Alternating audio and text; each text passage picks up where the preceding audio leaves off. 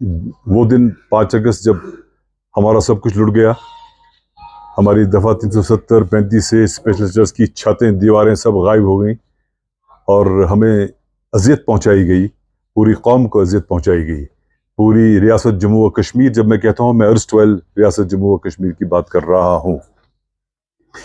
और कल हमने सोचा था कि बात करें, लेकिन हुआ यूं कि कल हमारे लीडर, हमारी प्रेसिडेंट महबूबा जी और बाकी लीडरान भी, उनको घर से बाहर नहीं आने दिया गया।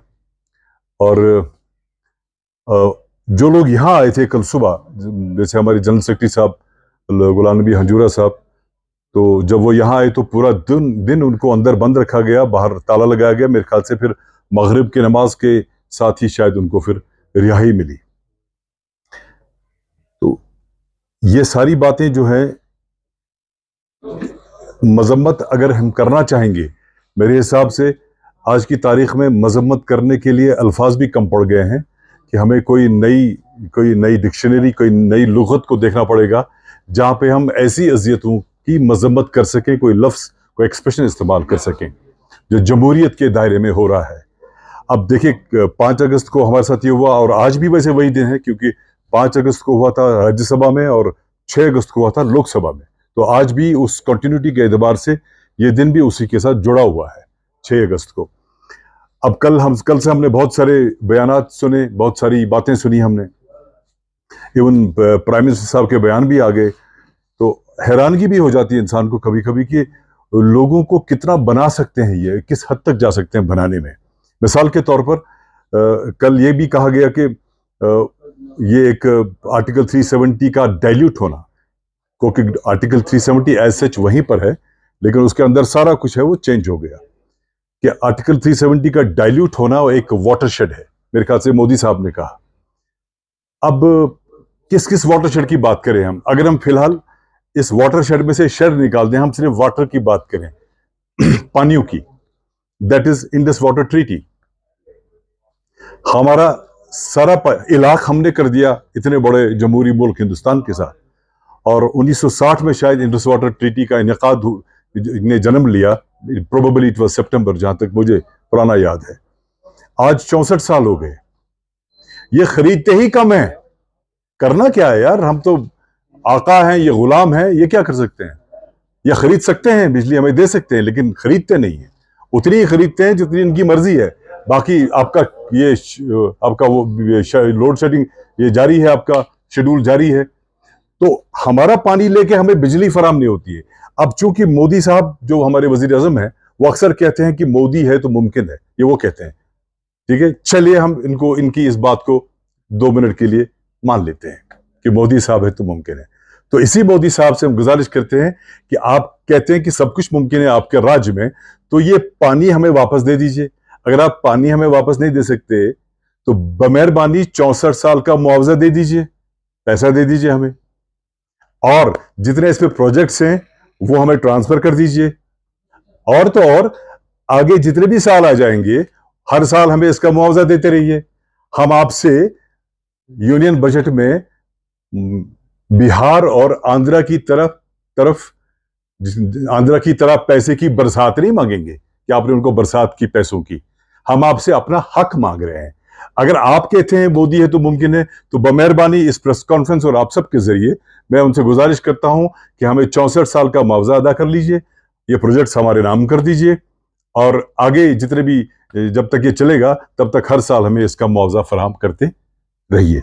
एक दूसरा, उसी बयान में कहीं मैंने ये पढ़ा कि आर्टिकल 370 एक रुकावट थी आइन हिंद के लिए यहां घुसने के लिए। मैं ये बात पूरी तरह समझा नहीं कि कैसे, बिकॉज अगर आप मोदी जी की कोई ले लें, तो जब वो 2019 से पहले जब भी यहां आए, तो वो भी एक आइन के दायरे में आए ना। वो आइन तो वही था कि हमारे प्राइम मिनिस्टर साहब आ रहे हैं और यहाँ पे सबको, उनको प्रोटोकॉल और इस्तकबाल वगैरह सब कुछ हो रहा था। और अगर कभी कभी सरकारें गिर गई, गवर्नर राज हो गया, प्रेसिडेंट सोलो का, वो भी उसी आइन के तहत हो गया। वो आइन कौन सा आइन था अगर ये आइन नहीं था? भाई यही तो आइन था वो। अगर इलेक्शंस हो जाते हैं तो जो इलेक्शन कमीशन ऑफ इंडिया है वो भी इसी आइन के तहत है। अगर आप डिलिमिटेशन करते हैं तो इसी आइन के तहत करते हैं। अगर आपने रीऑर्गेनाइजेशन एक्ट भी बनाया 19 में, वो भी इसी आइन के तहत बनाया। और अगर आपने महाराजा को, ये इसको सदर रियासत को आपने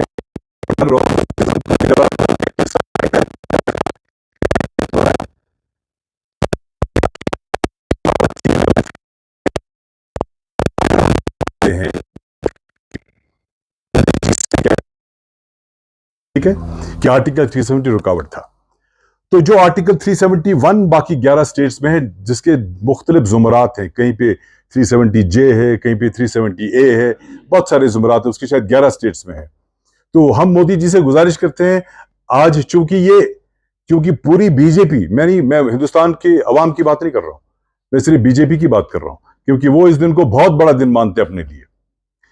अगर ये बड़ा दिन वाकई में होता, वाकई में, तो जो पिछले पार्लियामेंट में जम्मू व कश्मीर में बीजेपी को सामना करना पड़ा, तो ऐसा नहीं होता। जो यहां की 3 सीटों में उनका जलवा था दाएं बाएं से, या जो जम्मू में उनके लगभग, अगर मैं गलत ना हूं तो 20% से ज्यादा वोट परसेंटेज उनका कम हो गया। अगर वाकई में ये बड़ा दिन है और उन्हें बड़ा कारनामा अंजाम दिया, तो ऐसा नहीं होना चाहिए था। बहरहाल ऐसा हुआ, वो फिर भी नहीं मानेंगे, क्योंकि उनका बड़ा जबरदस्त सोशल मीडिया नेटवर्क है, उनके लीडरान रोज बोलते हैं, बहुत बोलते हैं, बड़ा जबरदस्त बोलते हैं, इसलिए वो इस चीज को उभरने नहीं देते हैं कि नुकसान, बड़ा दिन हम यहां पे साबित हुआ कि बड़ा दिन नहीं था। इवन देखा जाए तो मुल्क में भी बड़ा दिन साबित नहीं हुआ, वहां भी 240 पे आ गए। हालांकि मुझे याद है एक बार एक लड़के से किसी मीडिया में था, पता नहीं महाराष्ट्र गुजरात में, पूछा था कि भाई आपको आर्टिकल 370 के बाद क्या लगता क्या होगा? उसने कहा गाय बच गई। अब गाय का आर्टिकल 370 से क्या ताल्लुक था? इस तरह का डिस्कोर्स उन्होंने शुरू किया था। तो जाहिर है ये बड़ा दिन साबित नहीं हुआ, इनकी नजर में है, साबित नहीं हुआ। चलिए मान लेते हैं इनका बड़ा दिन है, तो आज के इस बड़े दिन हमें आर्टिकल 371 में फिलहाल दे दीजिए, जब तक जो हम 5 अगस्त के बारे में जो हम कहते आए हैं या कह रहे हैं, वी स्टैंड बाय दैट, हम उससे पीछे नहीं हटते हैं। हमें पूरी उम्मीद है, क्योंकि ऊपर अल्लाह बैठा है, हमें पूरी उम्मीद है कि कभी ना कभी कोई ना कोई सरकार वहां पे ऐसी आएगी जिनको ये एहसास जगेगा उनमें कि इन्होंने एक जमहूरी मुल्क के साथ इलाक किया था, और इस रियासत जम्मू व कश्मीर जो पहले एक मुल्क था, इसका और उसके साथ एक एग्रीमेंट हुआ था, उस एग्रीमेंट की पासदारी बीजेपी सरकार ने नहीं की।